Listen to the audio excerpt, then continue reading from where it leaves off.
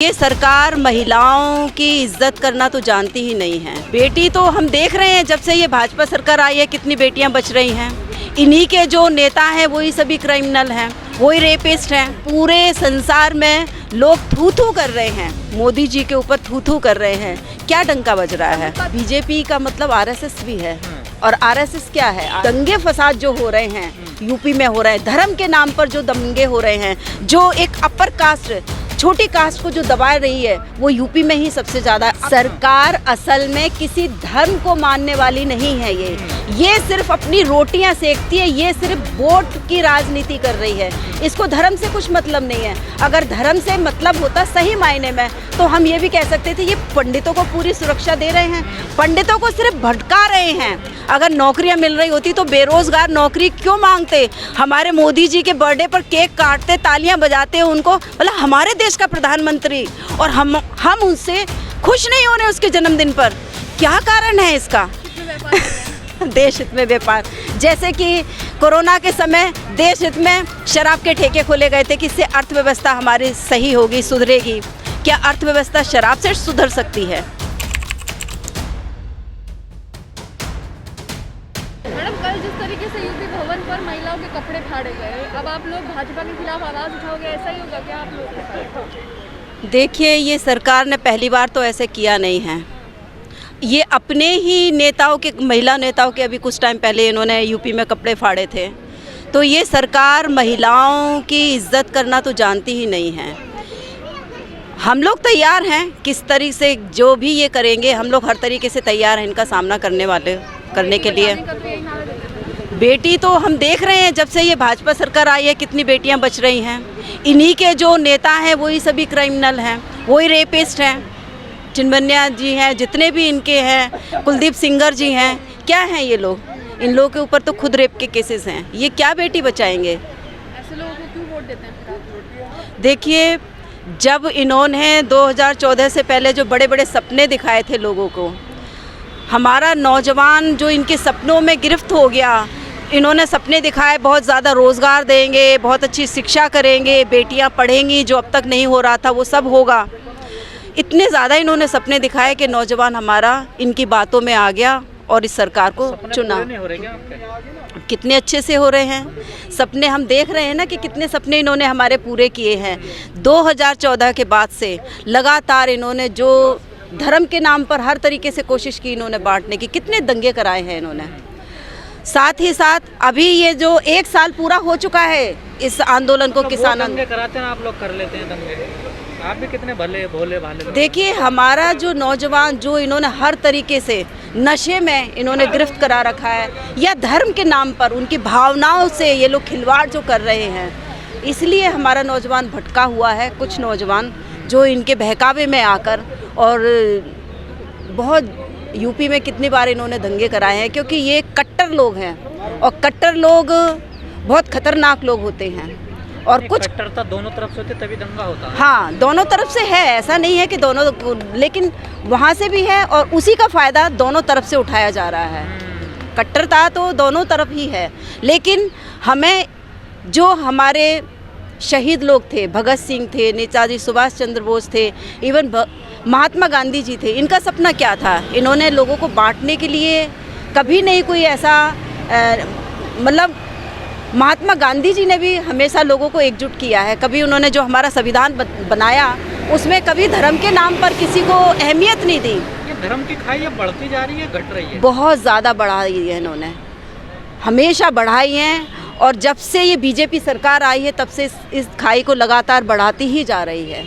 नहीं तो इसमें बीजेपी क्या गलती है? बीजेपी तो चुनाव लड़ती है इन मुद्दों को, वो तो कहती है, सीधा सीधा कहती है। बीजेपी का मतलब आरएसएस भी है।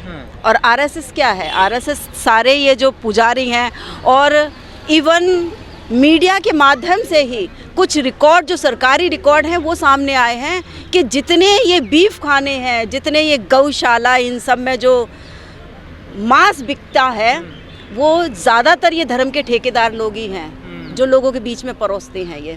लेकिन हमें आपस में ऐसे लड़ाते हैं कि भाई, जैसे अखलाक की घटना हुई थी यूपी में कुछ साल पहले, तो ये धर्म के नाम पर हम लोगों को लड़ाते हैं, लेकिन ये असली सौदागर, असली व्यापारी तो यही लोग हैं। ये लेकिन जब ऐसी घटनाएं होती हैं तो इसे जिम्मेदार किसे मानते हैं? देखिए, सरकार की जिम्मेदारी क्या होती है? हम लोग सरकार को क्यों चुनते हैं? कि सरकार लोगों के लिए काम करेगी, लोगों में एकजुटता बनाएगी, क्योंकि हमारे देश का विकास लोगों की एकजुटता से है, लोगों के बंटवारे से कभी नहीं हो सकता। बीजेपी तो इस पे तेजी से काम कर रही है। क्या काम सबका कर? साथ, सबका विकास, ये सिर्फ उनके तो सबका विश्वास भी जोड़ लिया।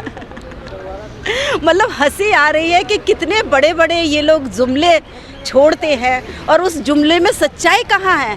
आप देख लीजिए, क्या देश में कहीं भी ये सच्चाई नज़र आ रही है आपको कि ये सबका विकास? किसका विकास हो रहा है? अडानी अम्बानी को छोड़कर तो किसी का विकास नहीं हुआ है, ना महिलाओं का, ना नौजवानों का। कितना इस बार यूपी से नहीं है, शायद यूपी में विकास की गंगा बह रही है। मैं यूपी से ही हूँ, मैं आगरे की नजर हूँ। नहीं आई है गंगा? बहुत ज़्यादा गंगा नज़र आ रही है यूपी में। जो जितने ज़्यादा दंगे फसाद जो हो रहे हैं यूपी में हो रहे हैं, धर्म के नाम पर जो दंगे हो रहे हैं, जो एक अपर कास्ट, छोटी कास्ट को जो दबा रही है, वो यूपी में ही सबसे ज़्यादा। अभी कुछ महीनों पहले की बात है कि एक छोटी जात की एक बारात जा रही थी तो उसको अलाउ नहीं किया और उसको जूते तक पहनने की अलाउ नहीं है, ठाकुर और पंडित लोग। तो ये क्या कर रहे हैं? इसको बढ़ा रहे हैं ना। उनका तो छोड़िए, उनका तो शोषण चल ही रहा। राजस्थान, साउथ इंडिया, कहीं भी चले जाइए, यूपी के कासगंज में देख लीजिए। देखिए, सरकार का काम आने के लिए कोर्ट जाना पड़ा उसको। वही मैं कहना चाह रही हूँ कि सरकार का काम होता है देश में एकता बनाए रखना, लेकिन ये एकता को बना रहे हैं या एकता को ख़त्म कर रहे हैं? सब लोग तो कह रहे हैं मैडम कि हम परेशान हैं।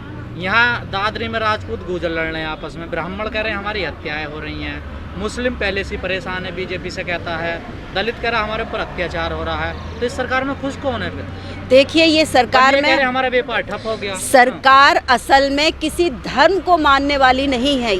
ये सिर्फ अपनी रोटियां सेकती है, ये सिर्फ वोट की राजनीति कर रही है।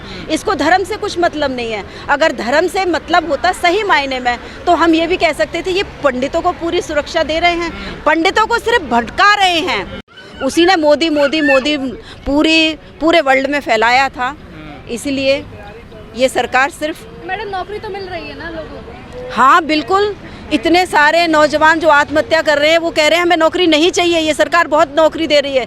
तभी तो इस बार जब 17 सितंबर को मोदी जी का जन्मदिन था, नौजवानों ने क्या उस दिन को मनाया था?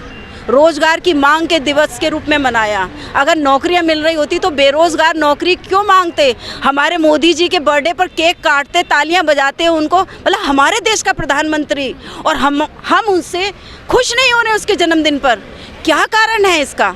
क्यों नौजवान विरोधी लोग हो ना, आपको तो आंदोलन। देखिए, हम आंदोलन जीवी हैं, लेकिन आम जनता, जो नौजवान जो सड़कों पर उतर रहा है, वो सभी आंदोलन जीवी नहीं है। वो एक ज़रूरतमंद है।